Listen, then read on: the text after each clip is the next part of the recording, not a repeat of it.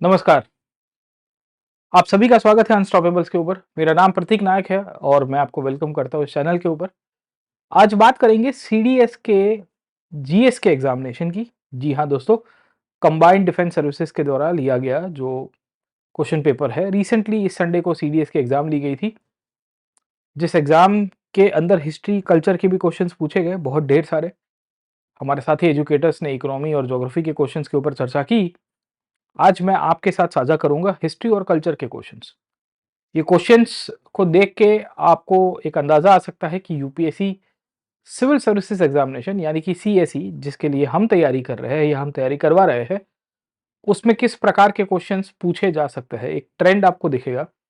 ये ट्रेंड देख के तो बहुत ही सरप्राइजिंग है कि यूपीएससी पूछना क्या चाहता है, यूपीएससी क्या तराशना चाहता है। ये क्वेश्चन पेपर की एनालिसिस करते समय एक चीज विचार में आई थी कि नेशनल मूवमेंट जो इतना इंटीग्रल पार्ट है इंडियन नेशनल मूवमेंट का या इंडियन हिस्ट्री का, फ्रीडम स्ट्रगल का, वहां से क्वेश्चंस लिमिटेड करते हुए बाकी सारे कल्चरल बेसिस के ऊपर या मिडिवल इंडिया के ऊपर से सवाल और बहुत ही अतरंगे सवाल आपको सीडीएस के एग्जाम के अंदर पूछे गए। इनफैक्ट कुछ दिनों पहले सीएपीएफ की भी एग्जाम कंडक्ट की गई थी। ये सीएपीएफ के एग्जाम में भी यूपीएससी के द्वारा कुछ इसी प्रकार के क्वेश्चंस पूछे गए थे, तो इनके ऊपर भी चर्चा करेंगे। आज हमारा सेशन तकरीबन 18 से 20 क्वेश्चन के आसपास है, उसके ऊपर भी डिस्कशन करेंगे। पर ये डिस्कशन शुरू करने से पहले अगर आप यूपीएससी की फुल टाइम तैयारी करना चाहते हैं तो मैं आपको वेलकम करना चाहता हूं ऑन अनअकैडमी। जी हाँ दोस्तों, हमारे द्वारा यूपीएससी सीए के लिए, सीएसई के लिए बहुत ही स्पेशलाइज्ड क्लासेस कंडक्ट कराए जा रहे हैं, जहां कॉम्प्रिहेंसिव कवरेज मिलेगा आपको सीएसई के सब्जेक्ट्स का। History, polity, geography, economy, CSAT, IR, mains, prelims, interview, सब कुछ एक ही जगह के ऊपर। और अभी अगर आप सब्सक्रिप्शन ले रहे हो तो आपको ₹24,999 के अंदर, जी हाँ दोस्तों, कॉम्प्रिहेंसिव सब्सक्रिप्शन आपको कवरेज मिल रहा है अगर आप ये कोड यूज करोगे, पीएन लाइव। जी हाँ दोस्तों, मेरा कोड है पीएन लाइव, ये कोड यूज करिए। इंडिया के टॉप एजुकेटर्स के द्वारा पढ़ाए गए सब्जेक्ट्स के द्वारा आप अपनी यूपीएससी की तैयारी को एक कटिंग एज दे सकते हैं, तो इसका जरूर से लाभ उठाना। हमारी नई नई बैचेस शुरू हो रही है, खास करके 2025 के लिए। 2026 में जो लोग तैयारी कर रहे हैं, आपको बैचेस की डिटेल्स सब कुछ मिल जाएगी डिस्क्रिप्शन बॉक्स के अंदर, लिंक अवेलेबल है, इसका लाभ उठाइए जरूर से। अगर आप इंग्लिश मीडियम में तैयारी करना चाहते हो, हिंदी, या अगर आप इंग्लिश जैसे अभी हम लोग तैयारी कर रहे हैं, इन सभी बैचेस आपको अनअकैडमी के अंदर आपको मिल जाएगी। इसी के साथ साथ अगर आप ऑप्शनल की तैयारी कर रहे हैं, हिस्ट्री ऑप्शनल मैं करवाता हूं, वैसे ही मेरे साथी एजुकेटर्स आपको बहुत सारे ऑप्शंस की कवरेज देंगे, तो इसका भी लाभ उठाइए और जरूर से हमारे साथ जुड़िए।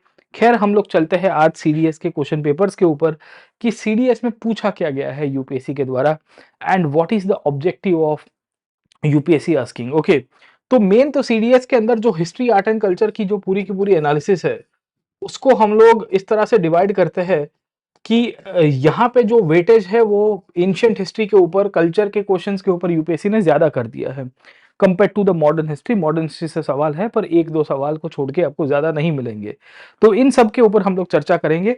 आप पेन और पेपर अपने साथ रख सकते हो, you can keep a copy, pen and paper, and then you also attempt while solving the questions जो अभी मैं करवा रहा हूँ। खैर, हम लोग क्वेश्चन नंबर 1 के ऊपर चलते हैं। पहले मेरे पास जो सीडीएस का जो सेट डी है उसके क्वेश्चन है, उसमें हिस्ट्री के क्वेश्चन नंबर 36 से शुरू हो रहे हैं।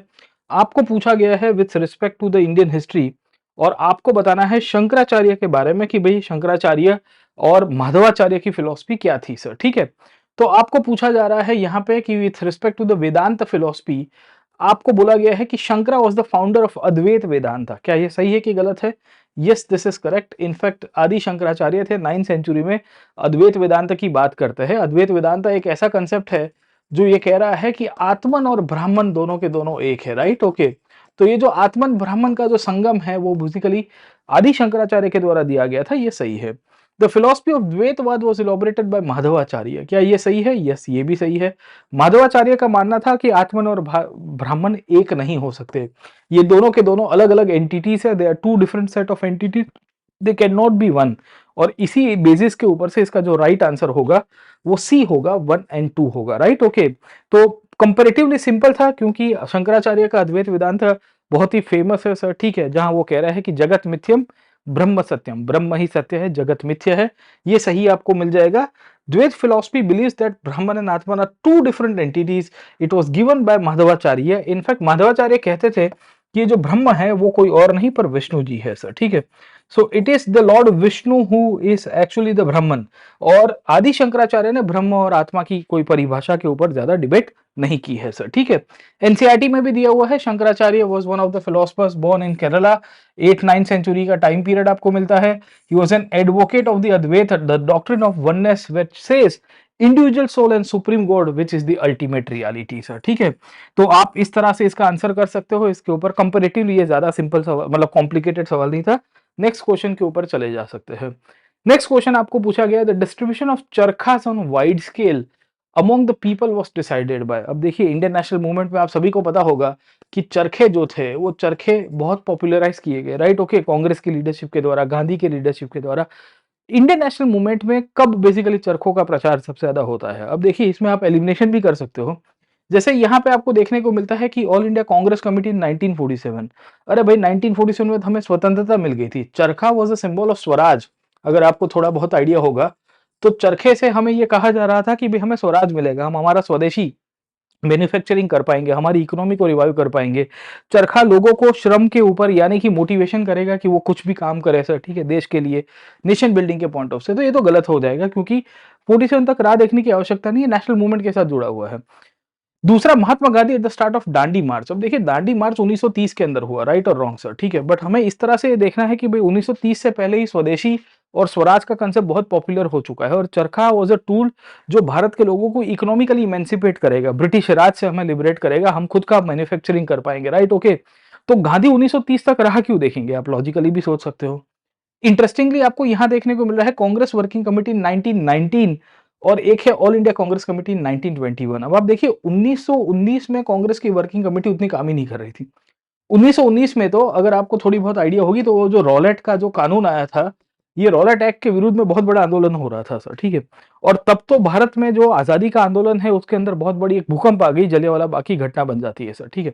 तो थोड़ा आइडिया होगा तो it was in the non cooperation movement 1921 में, जब नॉन कॉपरेशन मूवमेंट अपने पीक के ऊपर जा रहा था, असहयोग आंदोलन जिसे खिलाफत के मूवमेंट के साथ जोड़ दिया जाता है, खिलाफत नॉन कॉपरेशन कहते हैं। इस दौर में पूरे भारत में चरखे को पॉपुलराइज करने का प्लान किया गया। इनफैक्ट विजयवाड़ा नाम की एक जगह है, Vijayawada is in Andhra Pradesh, right, okay. ये जो विजयवाड़ा करके जो जगह है वहां पे कांग्रेस का एक अधिवेशन हुआ था 1921 में, ऑल इंडिया कांग्रेस कमेटी का। इस विजयवाड़ा के अंदर ये डिसाइड किया गया था हम लोग डिस्ट्रीब्यूशन ऑफ चरखा करेंगे, हम लोग ये भी ध्यान रखेंगे कि कांग्रेस के अंदर मेंबरशिप बढ़े, कांग्रेस में लोगों का व्याप बढ़े। प्रदेश कांग्रेस कमेटी की स्थापना की गई थी इसी दौर में। इंटरेस्टिंगली इसी पीरियड के अंदर आपको नेशनल फ्लैग की डिजाइन भी देखने को मिलती है। तो एक हमारे बेसिकली आर्टिजन थे जिनका नाम था पिंगाली वेंकैया, इनके ऊपर ऑलरेडी यूपीएससी ने आई गेस सीएसई के अंदर प्रीवियस ईयर के अंदर एक क्वेश्चन पूछा था। It was here that Vijayawada session the national flag, okay. तो भविष्य में आपको सवाल आ सकता है, ऐसा नहीं है कि नहीं आ सकता है, प्लीज बी प्रिपेयर्ड। चरखे से इनडायरेक्टली सवाल आएगा कि भाई कौन से अधिवेशन के अंदर, in which session Pingali Venkayya presented the national flag design, okay.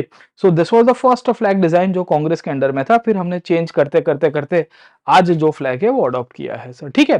तो ये पूरी की पूरी कहानी आपको मिलती है ऑल इंडिया कांग्रेस कमेटी 1921। इसका राइट आंसर जो है वो बी रहेगा, इसका राइट आंसर है वो बी रहेगा। खैर नेक्स्ट क्वेश्चन के ऊपर चले जाते हैं। नेक्स्ट क्वेश्चन आपको पूछा गया है, the terms used for cereals in Rigveda are, है ना, ऋग्वेद में सीरियल्स के लिए कौन सा शब्द लिखा गया है सर, ठीक है। अब आप देखने की कोशिश करोगे, यहां आपको गोडुमा और व्रीहि देखने को मिलता है। Vrihi is nothing but rice, okay, और goduma is the term which is use for the wheat, okay. अब आप देखिए राइट कल्टीवेशन जो है, राइस कल्टीवेशन जो है वो अर्ली वैदिक पीरियड में आपको नहीं देखने को मिलता है sir, getting on point, okay. So we will find कि the rice cultivation we do not find in the early Vedic period. Rice cultivation जो है हमको लेटर वैदिक पीरियड के अंदर ही देखने को मिलेगा sir, getting on point, okay. तो कहानी हम इस तरह से भी आइडेंटिफाई कर सकते हैं कि भाई जो ऋग्वेदिक काल था इसमें व्रीहि शब्द आपको कम देखने को मिलेगा।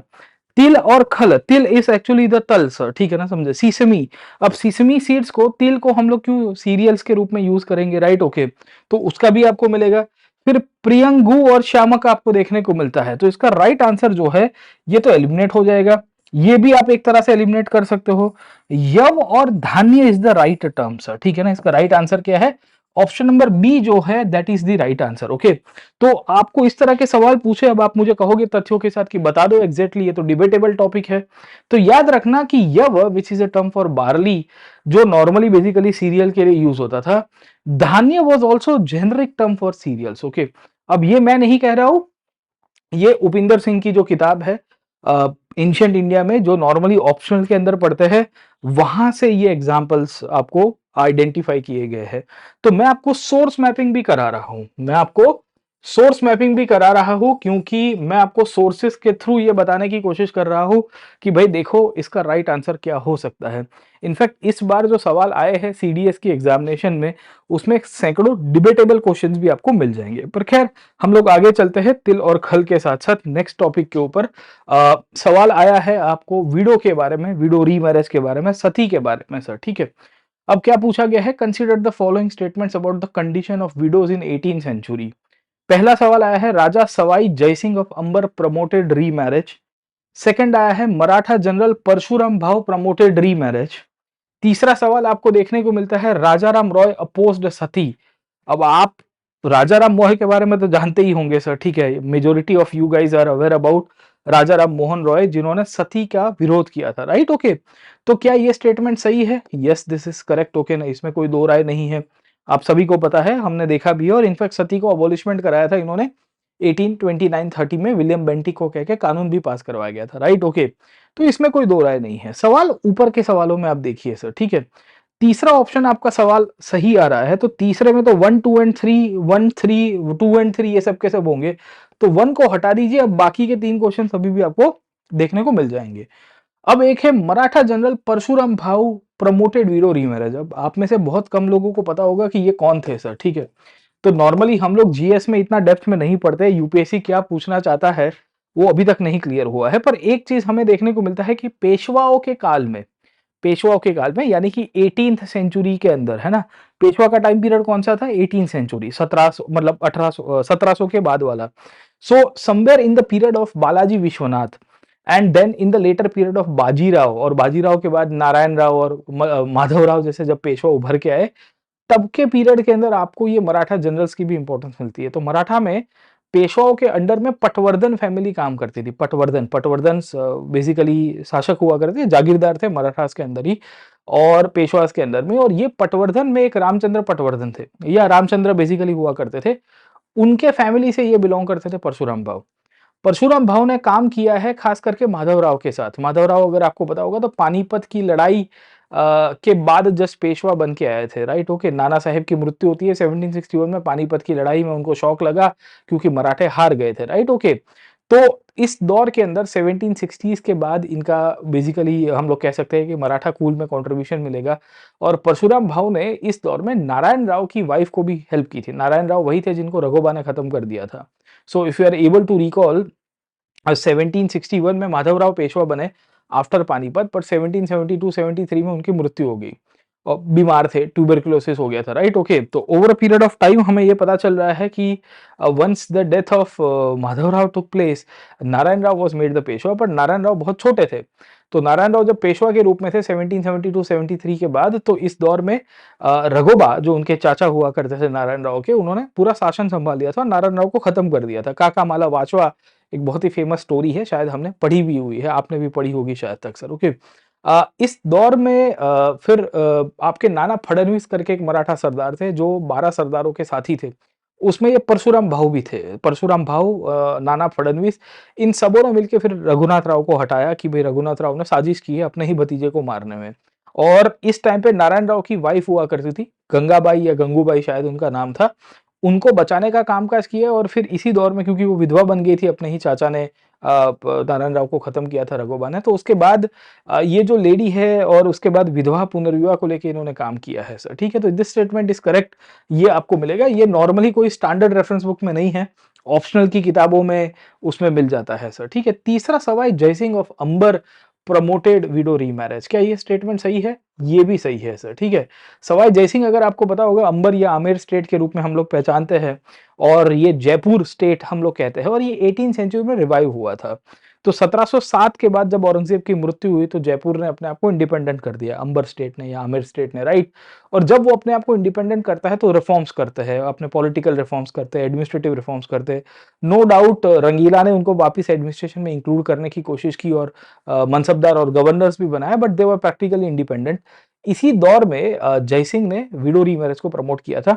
सक्सेसफुल उतने नहीं हो पाए थे पर प्रयत्न किए थे। लेटर ऑन विडो रीमैरिज के ऊपर अगर आपको याद होगा तो ईश्वर चंद्र विद्यासागर साहब ने 1856 में डलहौजी के कहने के ऊपर या डलहौजी को कह के फिर कानून पास किया, widow remarriage act, right. Okay, तो इसका राइट आंसर तीनों के तीनों करेक्ट है। All the three statements are correct. Okay, तो इसका राइट आंसर क्या होगा दोस्तों?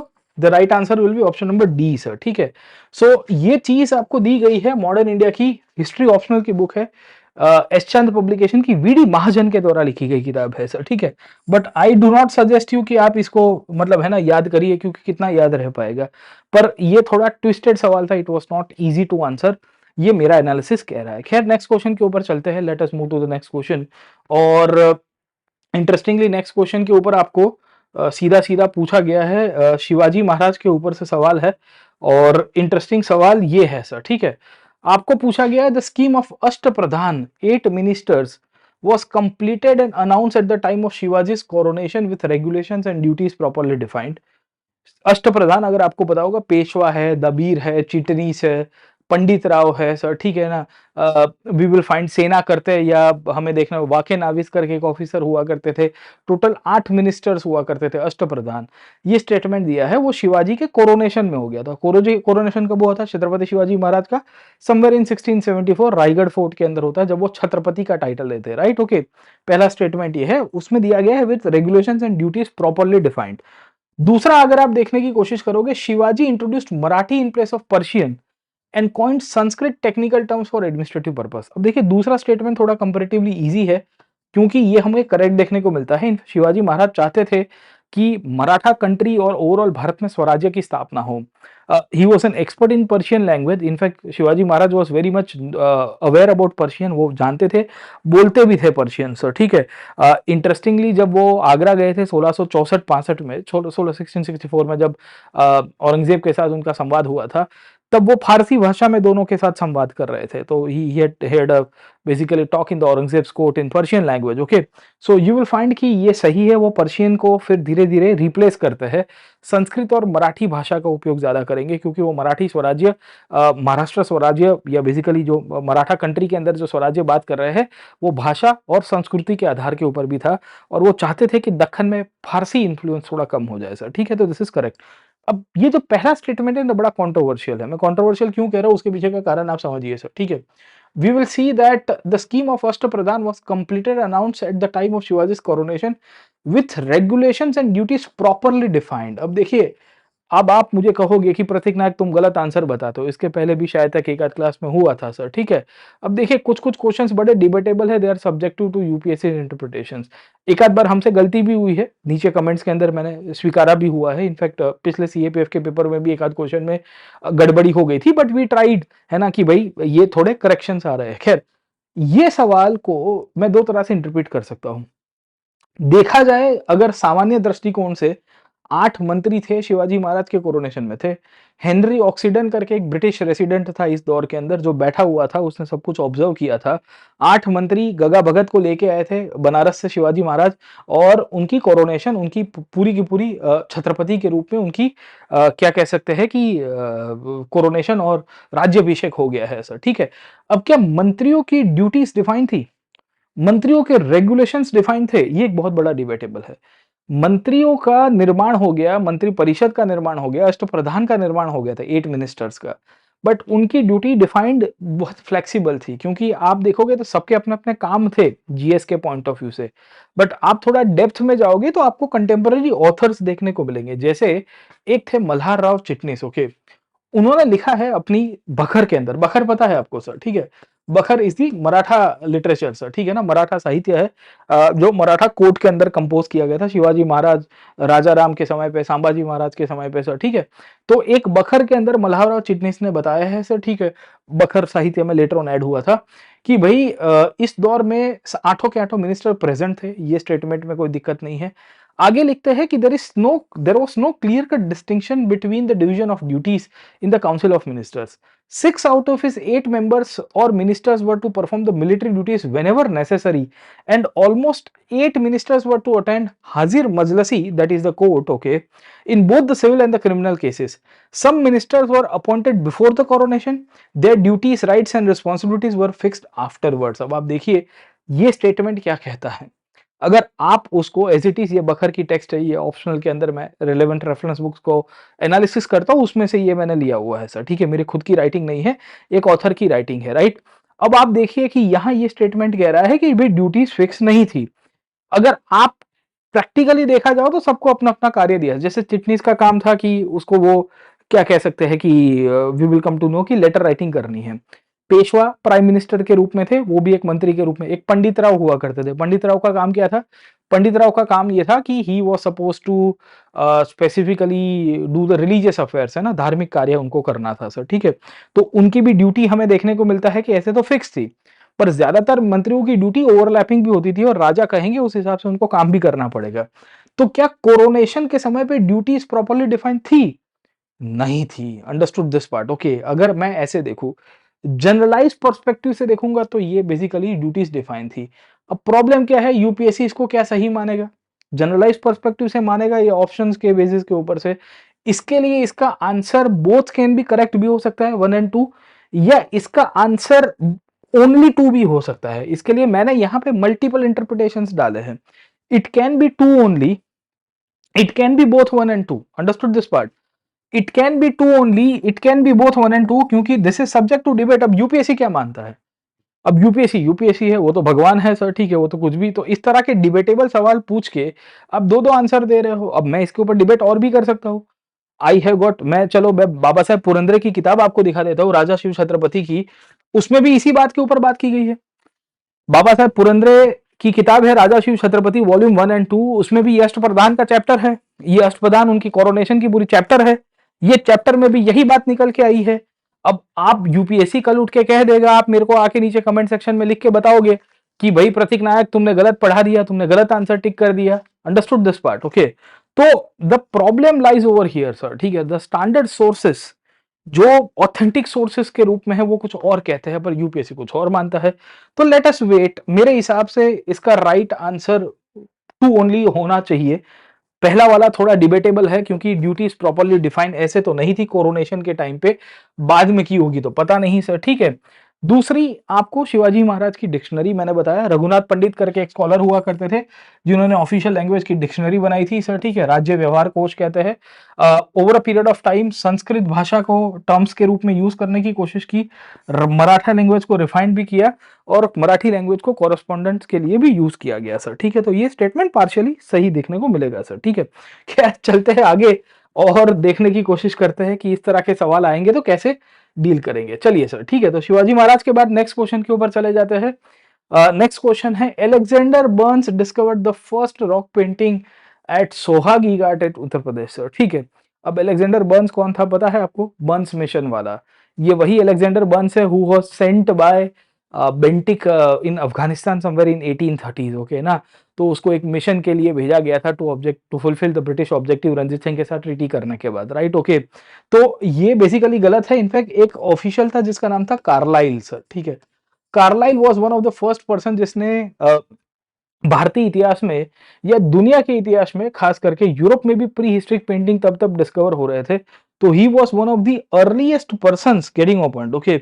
हमें देखने को मिल रहा है कि जो इस दौर के अंदर क्या कह सकते हैं कि जो रॉक पेंटिंग है उसको डिस्कवर करता है. आर्कीबोल्ड कार्लाइल नाम था उसका, ना कि बर्न्स हुआ करता था. तो वन स्टेटमेंट गलत है. अब वन को गलत कर देते हैं यहाँ पे सर, ठीक है ना. वन को गलत कर देंगे तो आपको ऑटोमेटिकली यहाँ ए और डी तो चले जाएंगे सर की. अब दूसरा क्या है, भीमबेटका के ऊपर आप देख लीजिए. Bhimbetka rock paintings were first discovered when archaeologist V.S. Wakankar noticed the rocks out of a train while traveling from Bhopal to Itarsi and got off at the nearest railway station to explore the site. अरे भाई जल्दी बोलो, पनवेल जाना है मेरे को, ये क्या पूछ रहे हो तुम सर, ठीक है. एक होता है कि विष्णु वाकनकर के द्वारा डिस्कवर करना और डिस्कवर करने के बाद उसके ऊपर से सवाल पूछना. यहाँ क्या है कि विष्णु वाकरकर भोपाल से इटारसी जा रहे थे। Vishnu Wakarsan was a geologist by the way, और वाकरकर साहब जब जियोलॉजिस्ट के रूप में भोपाल से इटारसी जा रहे थे, तो ट्रेन में उनको ये पेंटिंग दिख गए, फिर वो स्टेशन पे उतरे, फिर वापस वो पेंटिंग कर रहे हैं। अरे क्या है सर, ऐसी कोई कहानी होती है? ये कहानी सही है बाय द वे सर, ठीक है, ये स्टेटमेंट सही है। आपको लगेगा कि ऐसा कौन सा फालतू सा स्टेटमेंट पूछा है सर, गेटिंग ऑन, तो 2 इज करेक्ट। ओके, तीसरी कहानी आपको क्या देखने को मिलती है?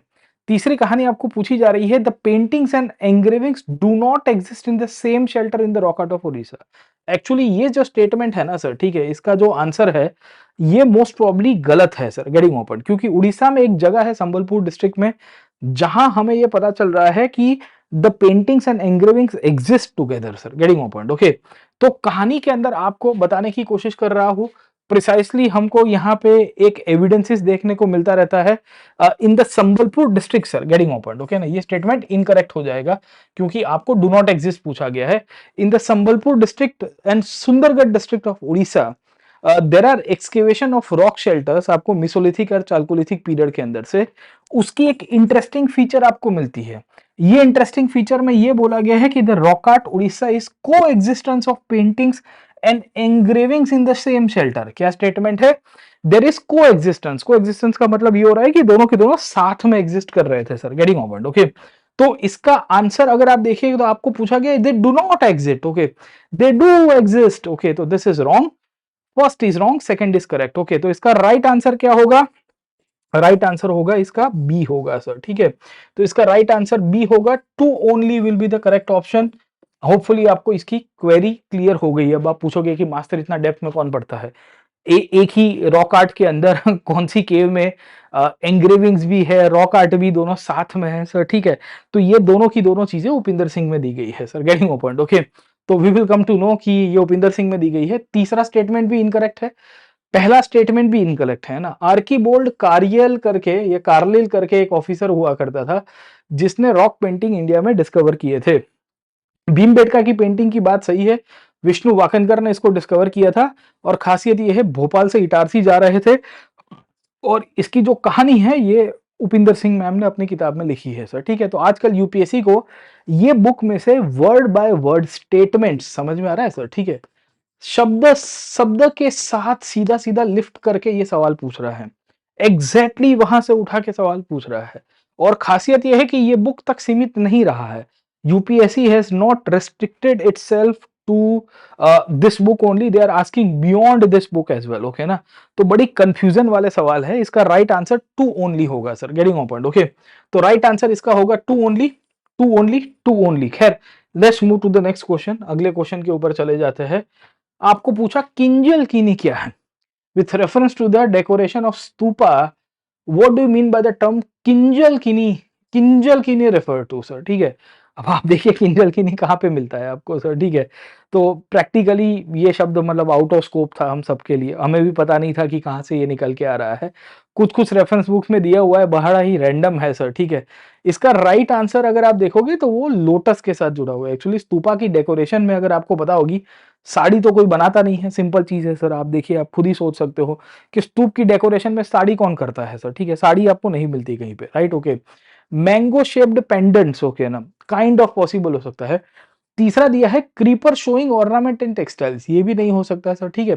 तो ये सी डी में कंफ्यूजन है, इसका राइट आंसर ऐसे तो ए आता है, पर कैंडिडेट्स को कंफ्यूजन हो सकता है। अंडरस्टूड दिस पार्ट है ना, it is a garland of 1000 lotus flower, a filament of a lotus, और उसको लोटस शेप में डिफाइन किया गया था। मोस्ट प्रोबेबली स्तूप जो है वो बुद्धिस्ट आर्ट है, राइट। और बुद्धिज्म में लोटस की अपनी इंपॉर्टेंस है, if you are aware about, Padmapani भी लोटस लेके है। इवन बुद्ध को भी हम लोग ये कह सकते हैं कि जो है वो लोटस सिंबल में पोर्ट्रे किया गया है सर, ठीक है। So symbolic gestures of Buddha most probably lotus के रूप में है, तो उसके साथ भी ये किंजल कीनी को जोड़ा गया था। खैर, option number D is the right option sir, ठीक है, D is the right option, इसका तो डी है, पिछले वाले का बी है। खैर, नेक्स्ट चलते हैं आगे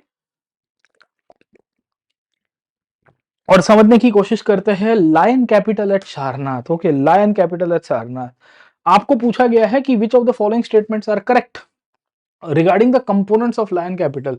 आपको पता होगा इंडियन हिस्ट्री में ये अशोक स्तंभ है, ये हमने एम्बलम के रूप में, नेशनल एम्बलम के रूप में आज की तारीख में स्वीकारा है। उसी सारनाथ के अंदर से ये 4 शेर है, राइट? ओके। अब खासियत क्या है? दर्श शाफ्ट और द टॉल टेपरिंग कॉलम, ये सही है कि गलत है? या this is correct. In fact Ashok के जितने भी स्तंभ है सर, ठीक है, वो हमेशा टेपर्ड आपको मिलेंगे। टेपर्ड का मतलब ये है कि उसकी जो बेस है वो थोड़ी वाइड होती है, और ऊपर जैसे जैसे जाओगे सर, ठीक है ना, as an when you go up, तो they will actually narrowing down, है ना, वो थोड़े नैरो हो जाते हैं, राइट? ओके। तो over a period of time हमें ये पता चलता है कि लायन कैपिटल जो है सारनाथ के अंदर, जो अशोक ने बनाए थे सर, ठीक है, मैं अपनी मन की आंखों से शेर को बनाने की कोशिश कर रहा हूं सर, ठीक है, 4 शेर थे।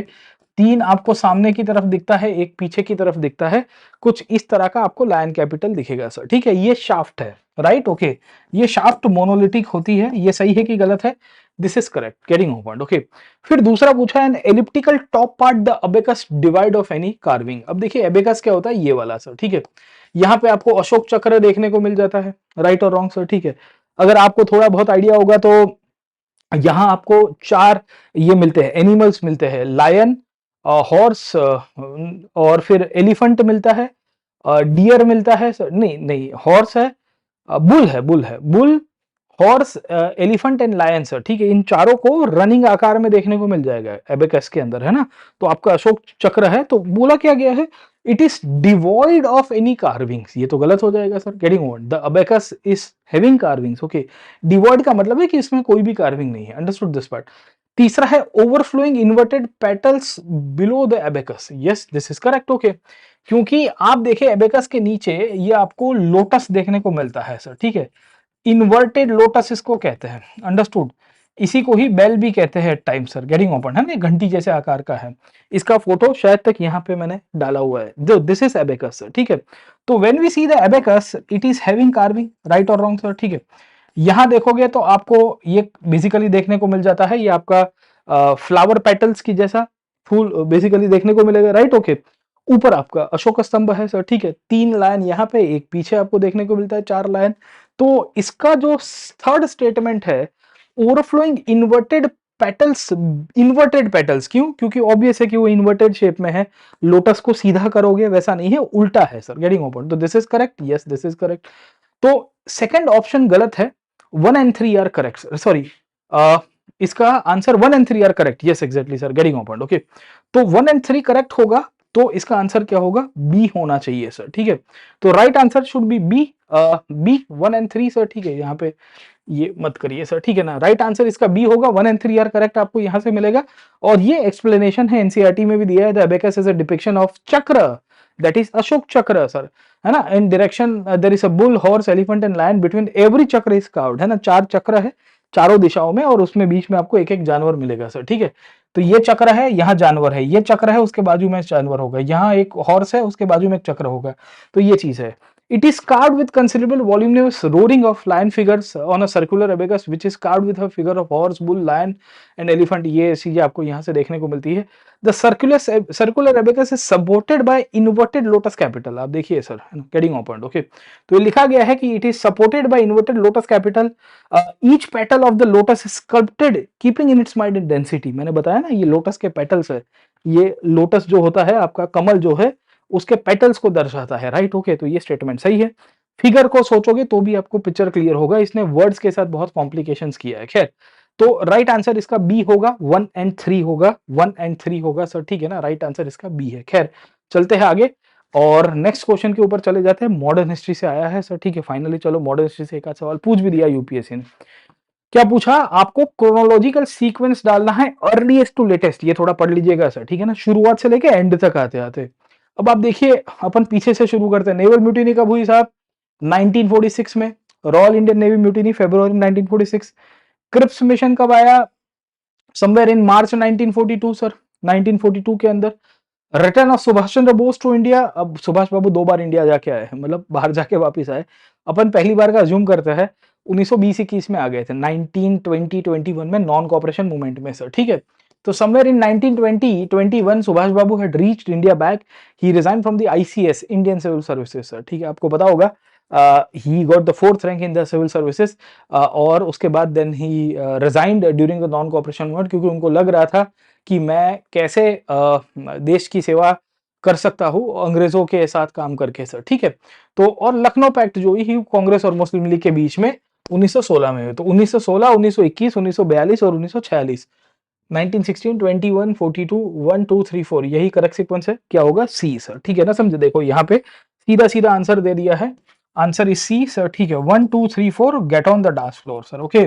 क्या डांस फ्लोर नहीं है, मॉडर्न हिस्ट्री से सवाल था। कंपैरेटिवली इजी लगा मुझे, कंपैरेटिवली इजी है क्योंकि ज्यादा ट्विस्टेड नहीं है। चलो थोड़ी उम्मीद की एक आशा जग गई कि यूपीएससी ढंग का सवाल तो पूछ रहा है सर। खैर ये मॉडर्न हिस्ट्री से आपको पूछा गया था। यहाँ लिखा हुआ है Lucknow pact 1916, Subhash Bose 1921, Cripps mission 1942, naval mutiny sir, ठीक है ना, समझे, नेवल म्यूटिनी 1946। खैर चलिए आगे चलते हैं, नेक्स्ट क्वेश्चन के ऊपर चले जाते हैं। Who among the following were famous for their metal casting skills and used to cast excellent matchlock during medieval period sir? देखिए अब देखिए medieval period आया है। मराठास का जो ग्रोथ है वो बेसिकली आप देखोगे पेशवाओं के समय पे हुआ। शिवाजी महाराज के समय पे फाउंडेशन हुआ था पर एक्सपांशन नहीं हुआ था, और उस टाइम पे अभी भी ट्रेडिशनल वॉरफेयर आपको मिलेगा sir, getting my point, okay. Rajput के केस में आपको ये चीज देखने को मिल रही है कि राजपूत एक ऐसा किंगडम था जो मुगलों का अधीन हो गया था, ये उनके साथी बन गए थे सर, ठीक है। तो उसके बाद वो मुगल टेक्नोलॉजी के साथ कैनॉन्स और बाकी सारा का डेवलपमेंट कर रहे थे sir, getting on point, okay. तो ये दोनों आपके एलिमिनेट है। तीसरे थे Gond. Gond used to be the tribal kingdom जिसके ऊपर रानी दुर्गावती हुआ करती थी, अकबर ने इनके ऊपर अटैक किया, पर इनके पास गन बन थी ऐसे कोई एविडेंसेस नहीं है। गन के क्लियर कट एविडेंसेस आप देखोगे अहोम स्टेट के पास थे सर, ठीक है। अहोम स्टेट के बेसिस के ऊपर ये कहा जाता है कि जब औरंगजेब ने इनके ऊपर अटैक किया और बैटल ऑफ सरायघाट होती है, सरायघाट में लचित बोरफुकन अहोम स्टेट के वीकेंड से कमांडर के रूप में फाइट करते हैं मुगल आर्मीज के सामने, तो मुगलों के मतलब है ना चने चबा, मुगलों को चने चबाने पड़े थे सर, ठीक है। हालत खराब हो गई थी, दांत खट्टे करवा दिए गए थे। ये स्थिति अहोम स्टेट की थी। इनफैक्ट ये मैचलॉक कास्टिंग जो है और गन मेटल कास्टिंग जो है वो बेसिकली अहोम स्टेट की खासियत है। इसी प्रकार का मिला जुला सवाल जो है वो सीएपीएफ में भी आया था पिछले हफ्ते, मतलब हमने इसके पहले जो पेपर स्टाइल पेपर सॉल्यूशन की थी। तो इसका राइट आंसर मेरे हिसाब से अहोम होना चाहिए। The right answer should be C, the Ahom state. And ये सवाल ऑलमोस्ट सेम प्रकार का सीएपीएफ में भी रिपीट हुआ था। आपको पूछा गया था असम इन मिडिवल पीरियड के ऊपर से, है ना, ये सीएपीएफ में एक आध महीने पहले एग्जाम ली गई थी उसमें। यहाँ पे भी यही पूछा गया है कि Ahom state cast excellent matchlocks and made great gun powder and artillery pieces, okay. ये स्टेटमेंट सही है क्योंकि वो एक्सपर्ट लोग थे वो लोग सर, ठीक है। उनको आता था तोप गोला बनाना, गन पाउडर का यूज करना, कैनन्स बनाना, बंदूकें बनाना। मैचलॉक्स का मतलब है बंदूक बनाना सर, ठीक है। तो बहुत अच्छी बात आपको देखने को मिलेगी। इसका मैंने ऑलरेडी पेपर सॉल्यूशन किया हुआ है, आपको डिस्क्रिप्शन में लिंक मिल जाएगी सर, ठीक है। तो मेरे हिसाब से 45 का आंसर सी होना चाहिए। It is the state of Ahom, the Assam state, okay ना, समझे, जो लेटर ऑन फिर ब्रिटिश जो है उनके ऊपर जीत जाते हैं। Understood this part. खैर तो 45 के बाद नेक्स्ट क्वेश्चन के ऊपर चलते हैं। चलो फटाफट फटाफट फटाफट। और नेक्स्ट क्वेश्चन है चोला किंगडम्स के ऊपर से। देखते हैं क्या सवाल आया सर, ठीक है। Consider the following statements about the ancient Hindu metal images in India. The Chola period is well known for the aesthetic and technical fineness of its metal sculpture, ठीक है।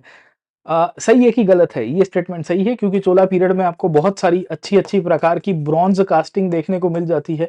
कुंभकोणम जैसी जगह, तांजावुर जैसी जगह, आपको टेम्पल आर्किटेक्चर की प्लेसेस देखने को मिलती है जहां अच्छी क्वालिटी ऑफ ब्रॉन्ज कास्टिंग आपको मिलेगा। The iconography and style of Chola metal images was similar to those of the stone counterparts। ये सही है कि गलत है?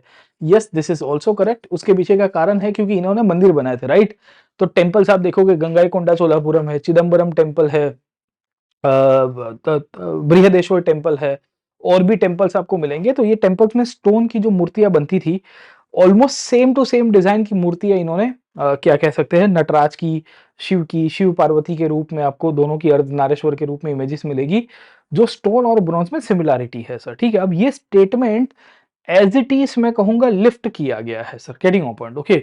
तो we will come to know कि यहाँ उपिंदर सिंह की जो बुक है एंशिएंट इंडिया में, उसमें चोला पीरियड का एक चैप्टर है सर, ठीक है ना। अब आप मुझे कहोगे कि मास्टर तुम क्या उपिंदर सिंह अब देखो यूपीएससी को पता नहीं यही बुक बहुत प्यार हो गया है।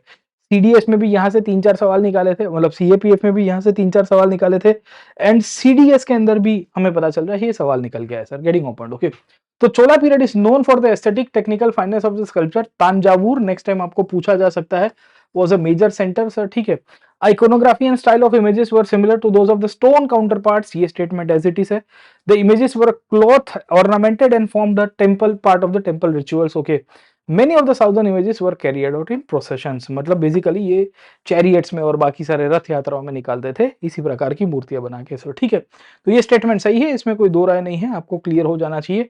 इसका राइट आंसर होगा सी, क्या होगा सी सर, ठीक है। Both 1 and 2 are correct. खैर नेक्स्ट क्वेश्चन के ऊपर चले जाते हैं। आपको पूछा गया है the Antariya was a garment worn by people during the Mauryan period. Antariya क्या था? अच्छा, अंतरिया क्या है? अंतरिया, उत्तरिया सर, ठीक है।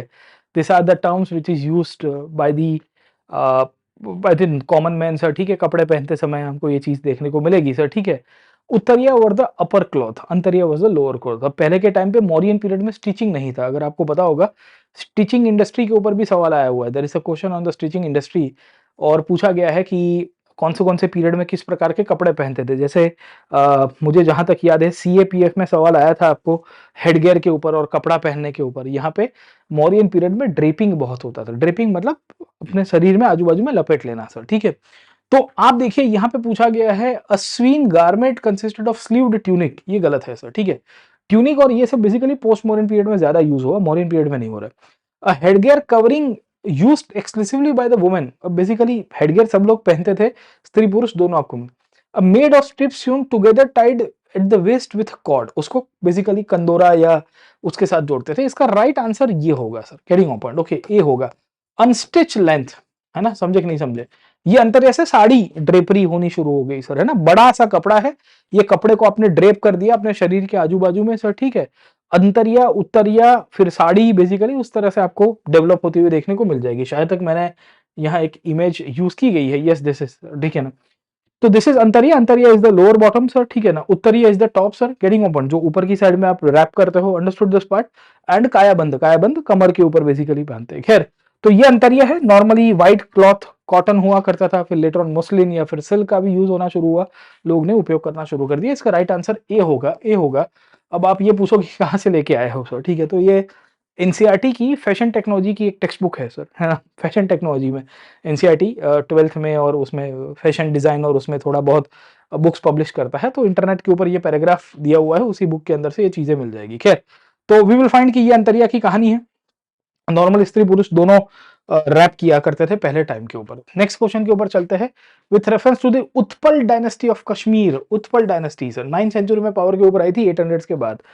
Avanti Varman the founder devoted his energy to the upliftment of the subjects, ये सही है कि गलत है? Avanti Varma was the founder, 820s के आसपास सत्ता के ऊपर आए हैं, ये भी सही है सर, ठीक है। अपलिफ्टमेंट का काम किया था, पार्शियली सही है, क्योंकि उन्होंने कश्मीर में फ्यूडलिज्म को खत्म किया। जो सामंती लोग थे, जो डामरस कहते थे उस पीरियड में, एरिस्टोक्रेट्स थे, उनकी शक्ति बहुत थी कश्मीर में। तो कश्मीर में पहले कारकोट डायनेस्टी थी, कारकोटा डायनेस्टी के लीडर हुआ करते थे ललितादित्य, ललितादित्य मुक्तपीड़ा, जिन्होंने मार्तंड मंदिर बनाया।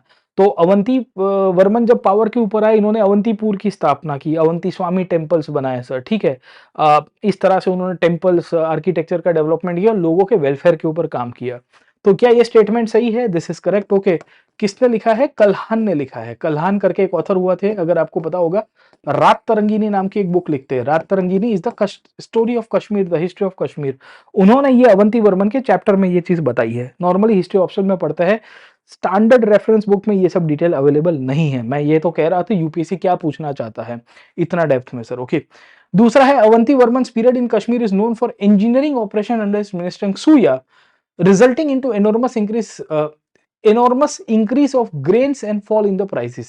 अब आप देखिए स्टेटमेंट को बड़ा खेला गया है। उन्होंने इंजीनियरिंग ऑपरेशंस बनाए, यस। वुलर लेक जो है ना, वुलर लेक, वो महापद्मा लेक कहते थे उस पीरियड में सर, ठीक है, कश्मीर के अंदर झेलम नदी और उसके इर्द गिर्द श्रीनगर में। And we will come to know कि वुलर लेक के ऊपर इन्होंने इरिगेशन सिस्टम को डेवलप किया। अब ऑब्वियस है कि पानी जब बढ़ता है और इरिगेशन अच्छा आता है तो प्रोडक्टिविटी बढ़ेगी, प्रोडक्टिविटी बढ़ेगी तो आपके प्राइसेस कम हो जाएंगे, ऑब्वियस है, क्योंकि डिमांड सप्लाई की गेम है। जब सप्लाई ज्यादा हो गया तो चीप प्राइसेस पे या चीप कॉस्ट के ऊपर भी आप वस्तुएं बेच सकते हो, इकोनॉमी ऑफ स्केल का कंसेप्ट हुआ। तो ये सही है, this is also correct, okay. ये दोनों की दोनों चीजें कल्हान ने रात तरंगिनी में लिखी है, गेटिंग ऑन पॉइंट, ओके। तो resulting into enormous increase, in fact Kalhan लिखता है कि एक टाइम के ऊपर 200 यूनिट्स के आसपास इनकी करेंसी चलती थी, दिनार्स कहते थे उनको, और 200 दिनार की जगह 25 दिराम या दिनार या 30 दिनार के ऊपर वस्तुएं बेचने की शुरुआत हो गई सर। ठीक है, तो ये स्टेटमेंट का आंसर सी होगा, बोथ 1 एंड 2 होगा, बोथ 1 एंड 2 होगा। Please remember this part sir, getting on point. Okay, तो इन्होंने उत्पल डायनेस्टी की स्थापना करवाई, पावर्स ऑफ अरिस्टोक्रेट्स को खत्म किया, इरिगेशन सिस्टम बहुत अच्छी की, मैंने आपको बताने की कोशिश की, महापद्मा वुलर लेक के ऊपर से इन्होंने इरिगेशन सिस्टम बनाए, और इन सब चीजों के कारण बम्पर पैडी क्रॉप्स हुए और प्राइजेस जो है वो काफी कंसिडरेबली डाउन चली गई सर। गेटिंग ओपन, ये चीज किसने लिखी है? कल्हान ने लिखी है रात तरंगिनी में। ये आपको पूछा जा सकता है कि कल्हान रात तरंगिनी में लिखता है कि नहीं लिखता, यस ये लिखेगा। खैर नेक्स्ट क्वेश्चन के ऊपर चले जाते हैं। नेक्स्ट क्वेश्चन है with respect to the officials, Samahatri, Dauvarika, Aksha Patala और संधत्री सर, है ना, और आपको बताना है इनमें से कि कौन सी करेक्टली मैच्ड है। अब आप देखने की कोशिश करिए, समहत्री कौन थे? समहर्ता, समहर्ता बेसिकली कलेक्टर ऑफ रेवेन्यू, सही है कि गलत है? This is correct. ओके, ये आपको पता चलता है Samaharta right from the Mauryan period, आपको टर्मिनोलॉजी देखने को मिल जाती है। दूसरा आप देखने की कोशिश करोगे, समिधत्री सर, है समिधत्री, वो रेवेन्यू कलेक्टर के बाद ट्रेजरर की बात की गई है, ये भी सही है सर। ठीक है, तो 1 एंड 4 आर करेक्ट। ओके, जहां 1 एंड 4 आ रहा है वो आप पहले तो निकाल दो सर, ठीक है ना, 1 एंड 4 में ही आपका आंसर रहेगा, तो जहां ऑप्शन नंबर ए और सी तो एलिमिनेट हो जाएगा। अब आप बी और डी के अंदर खेल सकते हो कि इनमें से क्या क्या सही हो सकता है सर। ठीक है, और देखते हैं, द्वारिका, द्वारिका चीफ ऑफ आर्मी। अब देखिए चीफ ऑफ आर्मी को क्या कहते थे? सेना नायक। चीफ ऑफ आर्मी को क्या कहते थे? सेनापति। चीफ ऑफ आर्मी को क्या कहते थे? महाबल अधिकारी सर। ठीक है, they are different different terms, पर कहीं पे भी द्वारिका नहीं मिला। द्वारिका मतलब द्वार, द्वार के साथ बेसिकली जुड़ा हुआ जो अटेंडेंट है, वॉचमैन है, गार्ड है, या काइंड ऑफ एंट्री एग्जिट को कंट्रोल करने वाला अधिकारी होगा, यहां बोला गया है चीफ ऑफ आर्मी। ये इसको गलत करो सर, ठीक है ना, समझे, ये गलत है। सेकंड अगर आप गलत कर देते हो, अंडरस्टूड दिस पार्ट, सेकंड गलत कर देते हो, आपको पता है 1 तो करेक्ट है, तो 1, 3 and 4 will be the right answer sir. ठीक है, तो आंसर क्या होगा इसका? बी होगा, 1, 3 and 4। In fact Aksha Patala were the record cum audit officer as per the Mauryan. ये सब की सब टर्म अर्थशास्त्र में लिखी गई है। अगर आप मेरे प्लस क्लासेस अटेंड करते हो तो हमने ये क्लासेस को प्लस क्लासेस के अंदर डिस्कस भी किया हुआ है, एज इट इज डिस्कस किया है। मैं स्क्रीनशॉट नहीं डाल रहा हूं कि कब पढ़ाया था, क्या क्लासेस को देख लीजिएगा सर, ठीक है ना, समझे। तो B 1, 3 and 4 Samahatri as the chief of collector. In fact आज भी डिस्ट्रिक्ट कलेक्टर को समहर्ता कहते हैं इसी टर्म के ऊपर से। द्वारिका chief of the place attendant, मैंने बताया वॉचमैन की काम है, एंट्री एग्जिट को देखने वाला, पैलेस के अटेंडेंट है, उसके चीफ हुआ करते थे। समिधत्री is the treasurer, Aksha Patala were the record cum audit officer. खैर नेक्स्ट क्वेश्चन के ऊपर चले जाते हैं। नेक्स्ट क्वेश्चन बड़ा सिंपल था, which kingdom was described as the governor general Dalhousie a cherry that will drop into her mouth one day? Getting a point, okay. तो आप देखिए दिल्ली तो बेसिकली 1857 में तो रिबेलियन के बाद लिया इन्होंने। Jhansi was not a cherry क्योंकि वहां विद्रोह हुआ था। ग्वालियर ब्रिटिश का साथी बन गया था, इट वॉज अवध सर, ठीक है, क्योंकि Awadh was already made a subsidiary ally, and after it was made a subsidiary ally the British knew कि आज नहीं तो कल उसको खत्म करना है। अवध के आखिर के नवाब थे वाजिद अली शाह, उनके ऊपर आरोप लगाया गया मिस एडमिनिस्ट्रेशन का, बैड गवर्नमेंट का, कि आप चला नहीं पा रहे हो, और उसके बाद अवध स्टेट का एनेक्सेशन हो गया सर। ठीक है, तो 51 का राइट आंसर क्या होगा? बी, बी बी अवध होगा सर। ठीक है, इंटरेस्टिंगली ये एनसीईआरटी में भी दिया हुआ है, themes in Indian history part 3 के अंदर, भारतीय इतिहास की जो तीसरी किताब है 12वीं कक्षा की न्यू एनसीईआरटी, उसमें ये पैराग्राफ की शुरुआत ही होती है, a cherry that will drop into our mouth one day. In 1851, Governor General Lord Dalhousie described the kingdom as the cherry that will drop into the mouth one day. 5 years later, in 1856, the kingdom was annexed formally under the British Empire. किसने कराया था? Dalhousie ने कराया था। कैसे कराया था? Committee बनाई थी, नाम मुझे बताइएगा कमेंट सेक्शन के अंदर कैसे करवाई जाती है। खैर आगे चलते हैं, और ज्यादा डेप्थ में नहीं जा रहा हूँ क्योंकि हमें आगे के क्वेश्चन भी सॉल्व कर रहे हैं। 51 के बाद नेक्स्ट क्वेश्चन के ऊपर चले जाते हैं, क्वेश्चन नंबर 52 में सर। ठीक है, the first all India census was attempted in 1872, सही है कि गलत है? दिस इज करेक्ट, ओके ना, समझे। मेयो के समय पे ये प्रयत्न करने की शुरुआत हुई थी, अटेम्प्ट किया गया था, कंप्लीट नहीं हो पाया था, यूपीएससी की तरह है सर। ठीक है, the from 1881 decennial census become a regular feature. Decennial census का मतलब है डेकेड के ऊपर, एवरी 10 ईयर्स होते हैं, राइट, ओके। तो डेकेनियल का मतलब ये होता है कि एवरी 10 ईयर्स ये होते हैं। 1881 में रिपन के समय पे ये होने शुरू हुए थे, राइट, ओके। तो वी विल सी कि from Mayo to Ripon India में 2 अधिकारी है जो सेंसस के साथ जुड़े हुए हैं। ये दोनों के दोनों स्टेटमेंट सही आपको देखने को मिलेंगे। Both the statements are correct. Right answer इसका सी होगा, बोथ 1 एंड 2 सर। ठीक है ना, समझे। एनसीईआरटी में दिया हुआ है bye the way paragraph sir. Okay, तो आपकी ज्योग्राफी की या इकोनॉमी की एनसीईआरटी, उसमें कहीं पे ये बॉक्स में दिया हुआ है। A census is an official document concerned enumeration of population. The first census was held in the year 1872. The first complete census was taken in the year 1881. Since then, the censuses have been held regularly every 10th year, है ना। तो हर 10 साल में हो रहे हैं। अभी भारत में सोशियो इकोनॉमिक कास्ट सेंसस की मांग हो रही है। देखते रहिएगा, बड़ा जटिल मुद्दा है, इंटरेस्टिंग है। खैर चलते हैं आगे नेक्स्ट क्वेश्चन के ऊपर। रिगार्डिंग दी गवर्नर जनरल्स, और उसके ऊपर से आपको पूछा गया है which of the following statement is or are correct. The second round table conference held in London in 1931, the government refused to accept the basic nationalist demand for freedom. ये statement सही है कि गलत है? Yes, this is correct. Okay, British सरकार ने हमको round table conference में फ्रीडम दी थी? नहीं दी थी, ऑब्वियस है। रिफ्यूज टू एक्सेप्ट लिखा है ना कि गवर्नमेंट रिफ्यूज। ओके, डेफिनेटली हमारी मांगे नहीं मानी गई थी। India was granted dominant status. अरे क्या भाई है, इतना हलवा स्टेटमेंट कौन देता है सर। ठीक है, 1947 में डोमिनेंट स्टेटस है। राइट, ओके, तो टू को तो निकाल दो, जहां जहां टू आ रहा है उसको हटा दो पहले सर, है ना। टू वाले स्टेटमेंट तो ऑटोमेटिकली निकल जाएंगे सर। ओके, अब बचता क्या है, सी और बी में से कोई एक। अब आपको पता है 1 इज करेक्ट, आपको पता है 1 इज करेक्ट, तो आंसर क्या बच जाएगा सर। ठीक है, 1 एंड 4। बाकी सबको सोचो ही मत, तो भी बता देता हूं। Willingdon adopted a policy of reconciliation. In fact, Willingdon was appointed in the year 1931 के एंड में उसको अपॉइंट किया गया, 31-32 में। और उसको बोला गया था इरविन की जगह तू भाई भारत में गद्दी ले। और विलिंगडन को बहुत क्लियर कट कहा गया था कि तुम्हें कांग्रेस के प्रति सॉफ्ट नहीं होना है। तुम कांग्रेस के प्रति सॉफ्ट हो गए तो गांधी तुम्हारे माथे के ऊपर चढ़ जाएंगे और फिर प्रेशर करेंगे, आंदोलन करेंगे और हमें आर्म ट्विस्ट करेंगे। तो Willingdon never accepted the policy of reconciliation. In fact he was very harsh. Gandhi जब सेकंड राउंड टेबल कॉन्फ्रेंस में लंदन में जाके वापिस आए 1931 में, उन्होंने विलिंगडन से मिलने की बात की 31-32 के जनवरी में, पहले हफ्ते में 4 जनवरी को। तो विलिंगडन ने उनको उठा के जेल में डाल दिया था सर। तो ये तो वास्तविकता थी सर।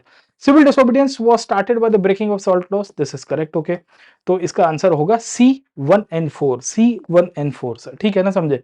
तो राइट आंसर होगा, ये याद रखेगा। 1931 में गांधी वापिस आए, सीडीएम इससे शुरू हुई थी, और डोमिनेंट स्टेटस 1947 में आया था। Willingdon did not allow the Congress restart the movement. In fact CDM 2.0 जिसे हम लोग कहते हैं, सीडीएम का सीक्वल लॉन्च करने की कोशिश की गई थी गांधी के द्वारा। वो विलिंगडन ही था जिसने उसको डिनाई करवा दिया कि भाई मैं नहीं अलाउ करूंगा, तुम्हें जो भी करना है कर दो सर। ठीक है, नेक्स्ट क्वेश्चन के ऊपर चले जाते हैं। Which of the following statements about cabinet mission are correct. Cabinet mission के बारे में सर। ठीक है, it was sent to India in 1946 to negotiate the transfer of power with the leaders of India, है ना, इंडियन लीडर्स। ये सही है कि गलत है? This is correct. Okay, after the RIN mutiny, that is royal Indian naval mutiny, सरकार की पाइप फट के फ्लावर हो गई। क्लेमेंट एटली ने कहा कैबिनेट मिशन भेज रहा हो, तुम सॉल्व कर दो सर। ठीक है, दिस इज करेक्ट। इंटरेस्टिंग है। It proposed a 2-tier federal plan well considering the largest measure for regional autonomy. अब देखिए, कैबिनेट मिशन ने 3 टायर बताई थी सर। 3 टायर, अगर आपको पता होगी, उन्होंने कहा था कि एक यूनियन लेवल का कॉन्स्टिट्यूशन बनेगा, एक प्रोविंशियल लेवल का बनेगा, और प्रोविंसेस का ग्रुपिंग बनाएंगे, ग्रुप बनाएंगे या सेक्शन बनाएंगे सर। ठीक है, group A, group B, group C, या सेक्शन ए बी सी करके प्रोविंसेस को क्लब कर देंगे। जैसे बॉम्बे, यूपी, सीपी, उड़ीसा, बिहार, आसाम, इन सबको नहीं, बिहार आसाम नहीं था पर बिहार था, यूपी था, इन सबको ग्रुप बी का पार्ट बनाया जाएगा। ग्रुप ए में Punjab, Sindh, north west frontier, और ग्रुप सी में ईस्ट बंगाल और आसाम था। तो इस तरह से उसने कहा था कि 3 टायर सिस्टम होगी, ना कि 2 टायर सर। ठीक है, तो मेरे हिसाब से ये जो स्टेटमेंट है 2 टायर नहीं था, फेडरेशन जरूर से कहा था पर 3 टायर कहा गया था। तो ये स्टेटमेंट गलत जाना चाहिए। अब देखिए 2 को गलत कर देते हैं हम लोग। If you do option number 2 wrong, okay, तो आपके हिसाब से आंसर 1 एंड 3 होगा सर। ठीक है ना, या मेरे हिसाब से आंसर 1 एंड 3 होगा। कुछ लोगों का मानना है कि फेडरेशन वो 2 टायर ही था क्योंकि grouping never came into existence. Grouping तो कभी बन के आया ही नहीं। तो यूनियन का एक संविधान बना, प्रोविंसेस का एक संविधान बना सर। ठीक है, और दोनों के बीच में फेडरल पॉलिटी थी। यस, क्योंकि उसने वीक सेंटर को प्रॉमिस किया था, उसने शब्द यूनियन लिखा था, पर जो फेडरेशन बना था वो कैसा था, वीक सेंटर था सर। ठीक है, तो इस तरह से हमें ये पता चल रहा है कि ये कॉन्फेडरेशन, फेडरेशन की बात की जा रही है। और यहां लिखा भी गया है कि there was a federation of province in the states alongside the centre.